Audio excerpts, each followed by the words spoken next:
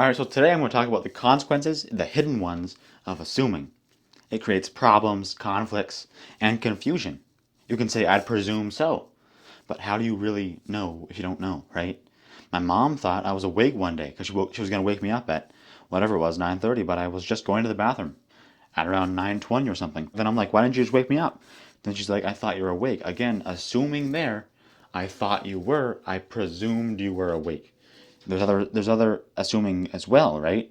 A lady I do yard work for got mad. That's assuming in and of itself, because it was a text message. I don't know if she was actually mad.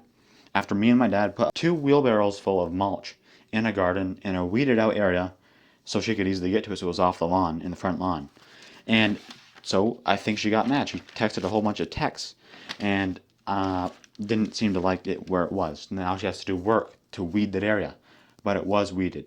So she's presuming there that it wasn't weeded. It was weeded. We're presuming that it was okay to put it there, but I guess it wasn't. We should have asked before we did it, right? It was a genuine mistake. And I'll explain the situation as well. She's texting, she's like, did you come over today? Do I owe you more money? You can't just drop a pile of mulch. It has to be spread nicely and neatly. It is an art and science. And now she has to do more work to address the matter. And what I can teach you is priceless, she says. And also, she's like, thanks for the mulch you did out front and how many hours we're here. And thanks for all the work. And like, dude, but she has like 5 little messages here. I'm like, I can just presume she's mad. But in reality, I'm presuming, and I don't know if she's actually mad. So I respond nicely. I'm like, sorry. I didn't even say sorry because I don't think there's any reason to be sorry in that situation. And so I didn't say sorry. I just said, good, we were there for an hour, blah, blah, blah.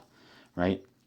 And in that situation, to get mad back at her that night, whatever it was at like 8 p.m., I didn't respond that night. I let it kind of air out and fizzle off overnight, then respond the next day, and hopefully any charged feelings from me or her kind of calm down. I think that's the best thing to do with any situation, right? Not just a situation like this, but if anyone's mad at you, well, take a break, walk away, and come back another day, come back tomorrow, and probably they'll be a lot less angry because they got to sleep on it and understood maybe, okay, why am I mad over this mulch in a garden? Why am I mad over my car parked crooked or something? I don't know. Some kind of things that, like, why are we getting so upset over these things that don't really matter so much? Like, they ate my sandwich I wanted to eat or something. It was in the fridge. Yeah, so what? You can get another one or you can have something else. We can't be so attached to these things that we think that are ours and that we think that need to be so perfect one certain way. We all have our own ways of doing things, and I think that's what makes the world a good place to live in. You can even assume someone's gender, right? Is a boy or a girl or whatever it is, whoever they are, when really they're a girl or a boy. I've done that before, and I think it's probably a common mistake.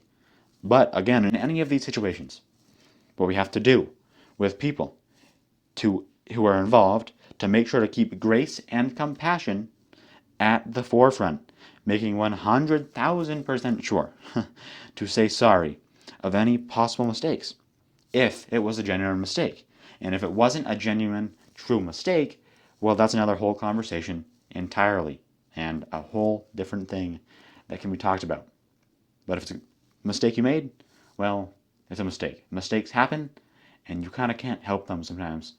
But if it's not a mistake and you did it on purpose, then it's not a mistake. So, and also assuming in general creates unnecessary stress and anxiety, right?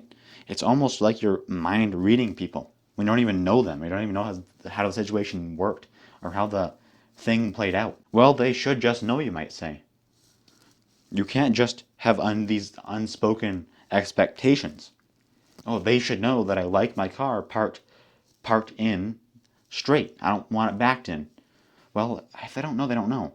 They know that I don't want whatever it is. You can make up these situations just to understand that they know that I don't want a mess in my house. They leave a mess. Well, maybe they don't mind if it's a mess, right? People have their different preferences, right? And or also, someone's late to something and it doesn't mind them, or it doesn't bother them, but it bothers you, right? Again, a preference that is different from one person to another.